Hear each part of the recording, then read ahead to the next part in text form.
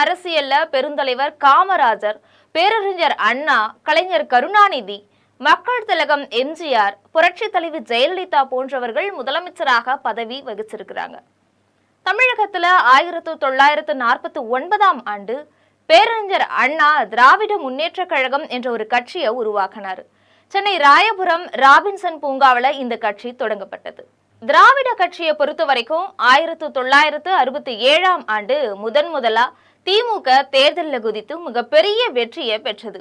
பேரறிஞர் அண்ணா 2 ஆண்டுகள் முதலமைச்சராக இருந்தார். அப்போதான் மதராஸ் மாகாணம் அப்படிங்கிறது தமிழ்நாடுன்னு பெயர் மாற்றம் செய்யப்பட்டது. இருமொழி கொள்கை, சுயமரியாதை கல்யாணம், இடஒதுக்கீடு இது எல்லாமே அப்பதான் கொண்டு வரப்பட்டது.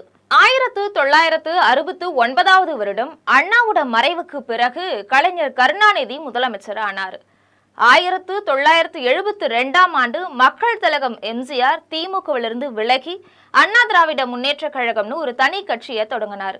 1977ஆம் ஆண்டு நடைபெற்ற சட்டமன்ற தேர்தலில் மக்கள் திலகம் எம்ஜிஆர் பெரும்பான்மையான வெற்றி பெற்று தமிழக முதல்வரா பதவியேற்றார். அவருடைய ஆட்சி காலத்துல தான் தமிழ் பல்கலைக்கழகம் தொடங்கப்பட்டது. ஏராளமான பொறியியல் கல்லூரிகள், மருத்துவக் கல்லூரிகளும் தொடங்கப்பட்டது. நிறுத்தி வைக்கப்பட்டிருந்த மதிய உணவு திட்டம் மறுபடியும் தொடங்கப்பட்டது.